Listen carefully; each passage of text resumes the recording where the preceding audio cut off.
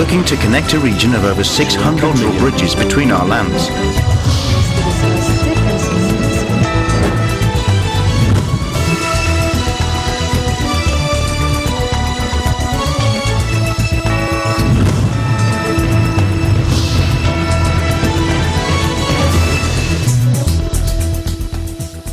Hello and welcome to ASEAN in Focus. I'm Judith Romero delivering to you the latest news in and around the ASEAN region on today's headlines. Families affected by the magnitude of 6.6 and 6.5 earthquakes last October 29th and 31 in Tulunan, North Cotabato has climbed to 37,706, the National Disaster Risk Reduction and Management Council, or NDRRMC, said Monday. President Rodrigo Duterte and his fellow Southeast Asian leaders have agreed to address the common enemies affecting their region, which include terrorism, ongoing trade war, and South China Sea disputes, Malacanang said on Sunday. And Thailand reopens the cave where 12 young footballers and their coach were trapped last year in a saga that captivated the world.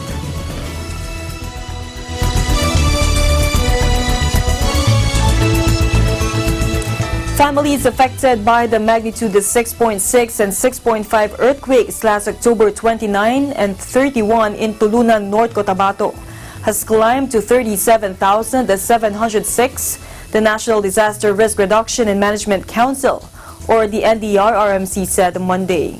In its 6 a.m. update, the NDRRMC said that this is equivalent to around 188,533 persons residing in 238 barangays in Davao Region and Sac-Sargen. The report, signed and released by the NDRRMC Executive Director Ricardo Halad, said that around 4,800 families, which is equivalent to 24,000 persons, are now being aided in the 34 evacuation centers, while another 1,493 families, or 7,465 individuals, are helped outside. Meanwhile, the number of persons killed in the two quakes was placed at 22, with 424 injured and 2 others still missing in northern Mindanao, Davao Region, Sac-Sargen, and the Bangsamoro Autonomous Region in Muslim Mindanao, or BARM. The number of fatalities can be broken down into 12 from the magnitude of 6.6 earthquake on October 29, while the remaining 10 were from the magnitude of 6.5 earthquake last October 31. The number of infrastructures damaged replaced at 29,453 in Zamboanga Peninsula, northern Mindanao, Davao Region, Sac-Sargen, and BARM. Meanwhile, the Iglesia ni Cristo, or Church of Christ, starts its Lingap sa Mamamayan activities in the areas affected by the successive quakes in Mindanao. In these photos taken by Eagle News Service correspondents in Davao del Sur, it shows the INC Lingap sa Mamamayan activities in full swing on Saturday, November 2, 2019 in Davao del Sur, one of the areas severely affected by the series of Mindanao quakes. Thousands of goodwill bags were distributed to people, while more goodwill bags are being prepared for distribution to other quake-affected areas. The INC Lingap sa Mamamayan in Mindanao is being done through the FYM Foundation, the charitable arm of the INC. Under the administration of INC Executive Minister Brother Eduardo V. Manalo, the church has been regularly conducting Lingap sa Mamamayan, or Aid to Humanity activities to help those in need in the Philippines and around the world. The strong quakes in Mindanao started on October 16th with a magnitude of 6.3 quake that struck Tulunan, Cotabato. On October 29, a magnitude of 6.6 quake again rocked Mindanao, with the epicenter located southeast of Tulunan, Cotabato. This was followed by hundreds of aftershocks. 2 days later, on Thursday, October 31, another quake with magnitude of a 6.5 hit Tulunan, Cotabato again, this time with the epicenter located on its northeast side. On Friday morning, November 1st, Another 5.5 magnitude quake hit waters of Sarangani, Davao Occidental, with the epicenter located 334 kilometers located southeast of Sarangani town. Later in the afternoon, another strong quake with a magnitude of 5.0 hit 18 kilometers southeast of Makilala, North Cotabato at 2:07 p.m. The Philippine Institute of Volcanology and Seismology or PHIVOLCS said the tremors in Mindanao could continue till the holidays in December. The government of the Philippines will ensure that the aid for residents affected by the recent series of earthquakes in Mindanao will not be derailed, Malacanang said on Sunday. Presidential spokesperson Salvador Panelo defended Defense Secretary Delfin Lorenzana, following criticism that accreditation for relief groups and individuals would derail the distribution of relief goods to earthquake-stricken areas. Lorenzana, who has been tasked to lead all earthquake relief efforts, ordered the Philippine Army to set up checkpoints on roads leading to disaster areas to ensure that there is order and only accredited and legitimate relief groups and individuals are allowed. I think Secretary Lorenzana has only orderly process in mind. But will Malacanang look into it? We'll try to see what we can do. But I suppose those who would want to help, to donate, we should not stop them. We can perhaps, there should be a procedure by which what Secretary Lorenzana would want can be achieved without derailing or preventing or stopping people who want to help in other countries. Panelo said that he did not see the logic of there being illegitimate donors since all donations were welcome. Earlier, Lorenzana assured quake-affected residents that there is sufficient supply of relief goods amid difficulty in distributing them due to some areas being cut off by landslides. The defense chief said the quake caused a humanitarian crisis, following reports of evacuees begging for flood and water along the highway. National Disaster Risk Reduction and Management Council, or NDRRMC Executive Director Ricardo Halad, however, said that all residents will be given aid, which are now being transported by Philippine Air Force cargo planes. The Department of Social Welfare and Development, or the DSWD, has provided over 6 million peso worth of assistance to nearly 30,000 families in quake-affected areas. In other news, President Rodrigo Duterte and his 9 fellow Association of Southeast Asian Nations, or ASEAN leaders, are very concerned about the long-standing disputes and the resource-rich South China Sea, Malacanang said Sunday. Presidential spokesperson Salvador Panelo said Duterte and other Southeast Asian leaders have agreed to have a unity against the common enemies, which include the problems in the contested South China Sea. There's much change and many challenges in the world today, whether trade... All the Asian countries have one thing in common. First, all of them want to unite against common enemies. And they are all in one to cooperate in the same concern. More particularly, I think, from what I observe, is that they're very concerned of what is happening in the South China Sea. the living standard of our In his intervention during the 22nd ASEAN-China Summit on Sunday, the President reiterated his call for all South China Sea claimants, including Beijing, to avoid any actions that may complicate the situation in the strategic waterway.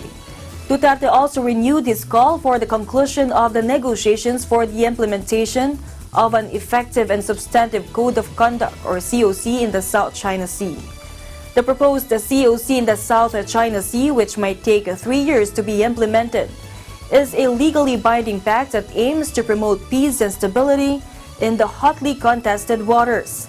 Panelo said the president's views accorded well with those of Chinese Premier Li Keqiang, who expressed that China's commitment to work with the ASEAN leaders for long-term peace and stability in the contested waters. For the AP3 countries to deliver his opening remarks.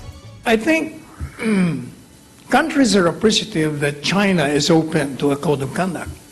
You must remember that China believes that the entire seas around it are theirs. Hence, they want to control it.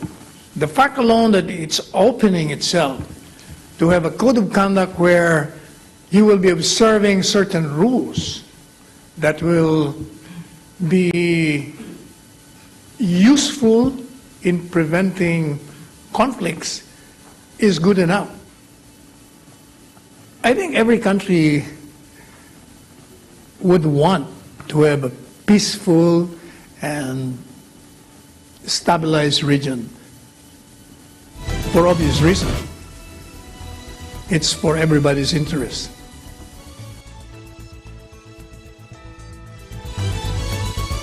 Meanwhile, our President Rodrigo Duterte and his fellow Southeast Asian leaders have agreed to address the common enemies affecting their region, which included terrorism, ongoing trade war, and South China Sea disputes, Malacanang said on Sunday. The Association of Southeast Asian Nations, or ASEAN leaders, have been implementing measures to combat transnational crimes, including terrorism. To deter terror acts, the 10-man ASEAN adopted a declaration on joint action to counter terrorism on November 5, 2011 in Brunei Darussalam.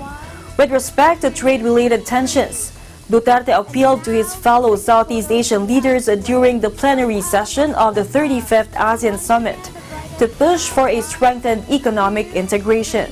The president made the call as he expressed alarm over protectionism and ongoing trade war between major economic powers that pull down economic growth among ASEAN member states. The punishing trade war between the United States and China, which has an impact on ASEAN economies, compelled the Southeast Asian leaders to fast-track negotiations on the RCEP, a proposed free trade pact among the 10-man regional bloc and its 6 free trade agreement or FTA partners. The Philippines won its petition against China's extensive claims to most parts of the South China Sea before the Hague-based Permanent Court of Arbitration in July 2016. But Duterte refused to bring up the arbitral ruling during the ASEAN summit, Panelo said.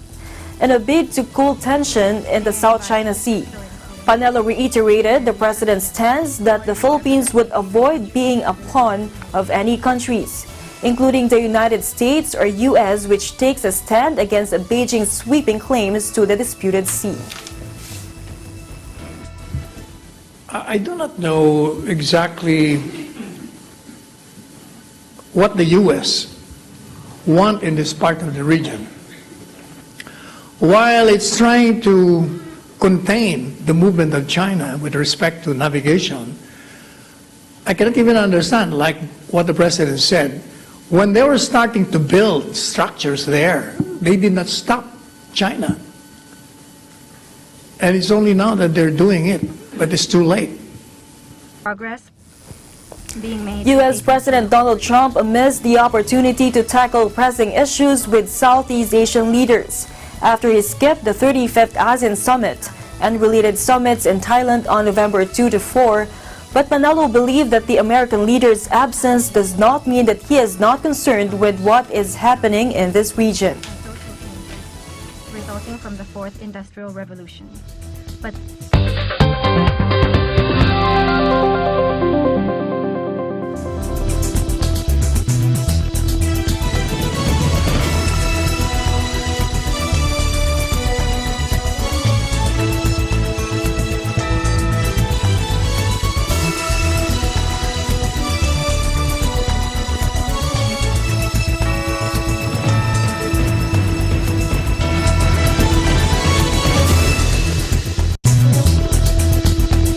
with gorgeous white sandy beaches that stay cool to touch even on the hottest summer days, blue-green ocean waves, and the warm ocean breeze, there's no wonder why Dr. Beach has named Siesta Key, Florida, the #1 beach in the United States. Don't forget to watch episodes of Digital Nest every Tuesday and Thursday at 7:30 p.m. I'm Melissa Protest, coming to you from Siesta Key, Florida, and I am one with 25.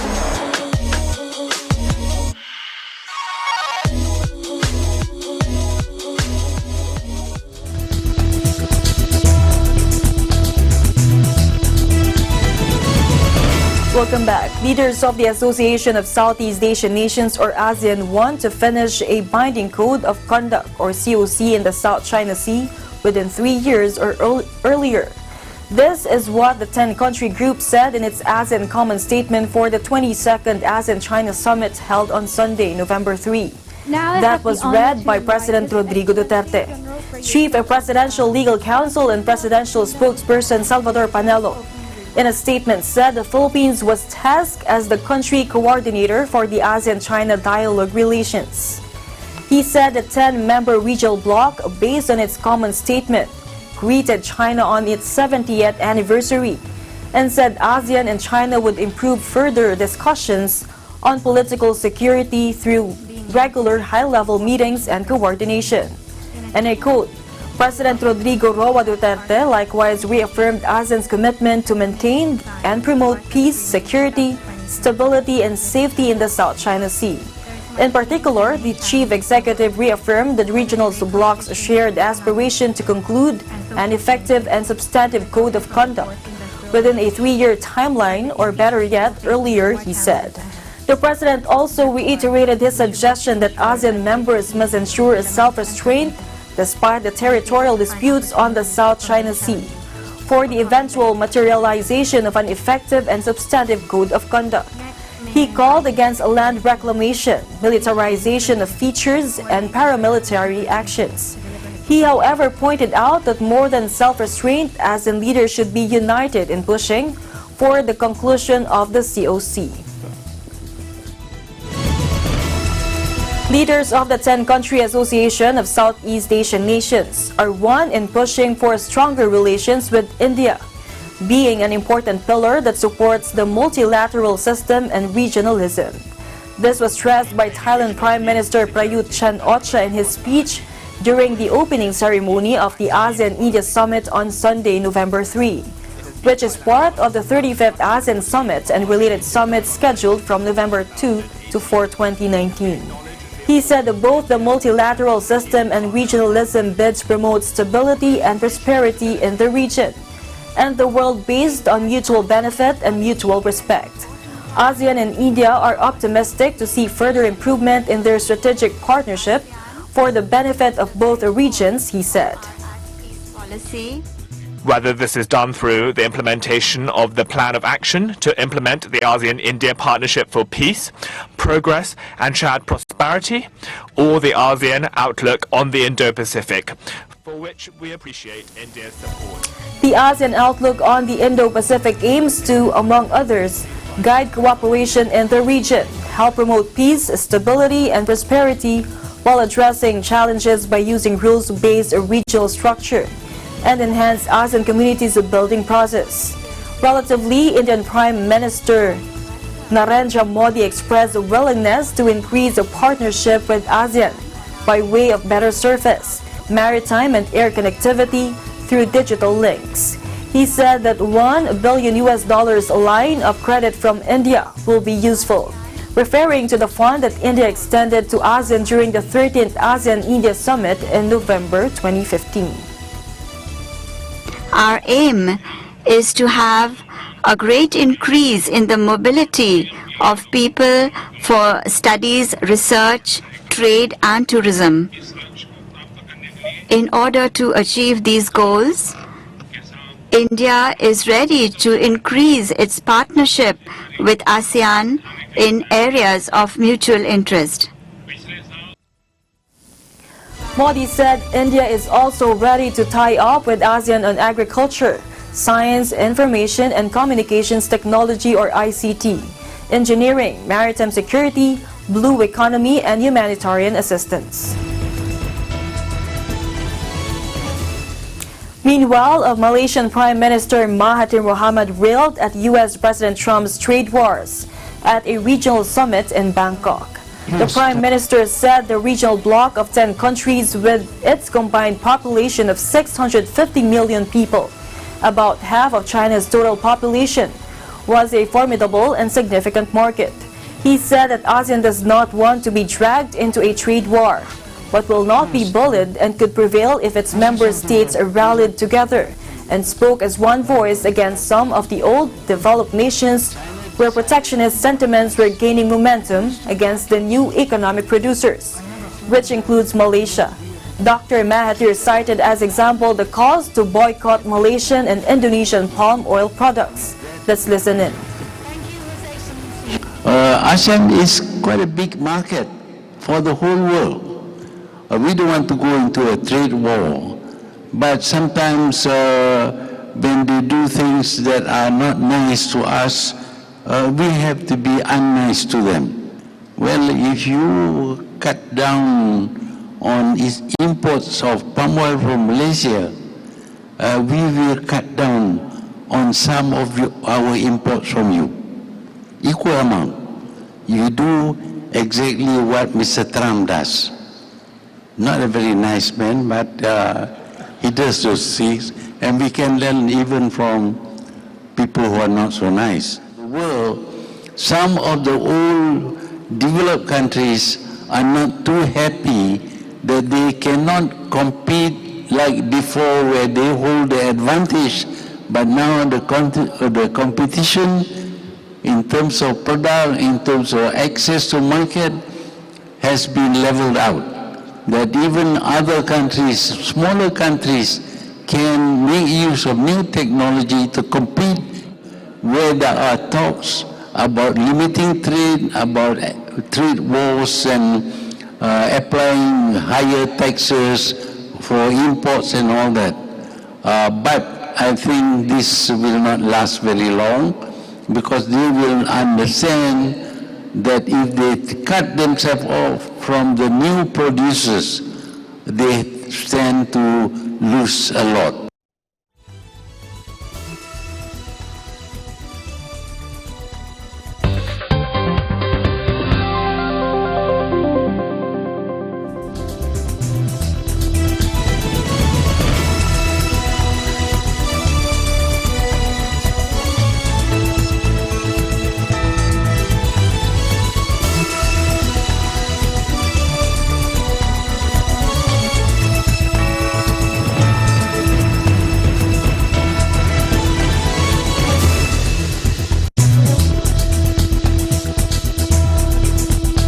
Happen around us all the time, in our community, in our country, around the world. Events that affect people, move communities, or simply inspire us. Interesting events that people need to know. In these interesting times, we continue to be a competent partner in delivering news about these events. Fast, accurate, balanced, eagle news, because we live in interesting times.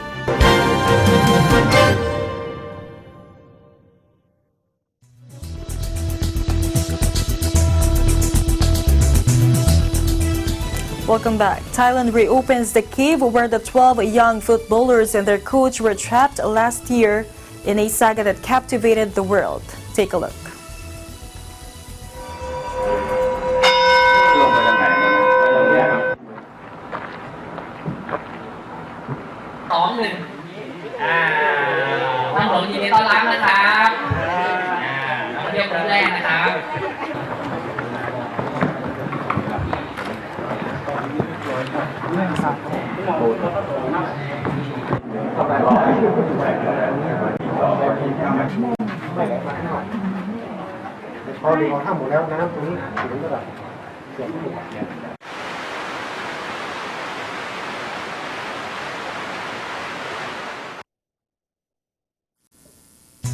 And that is the latest news in the Southeast Asian nations. Stay updated about the ASEAN region. I'm Judith Yamera and I'm 1 with 25.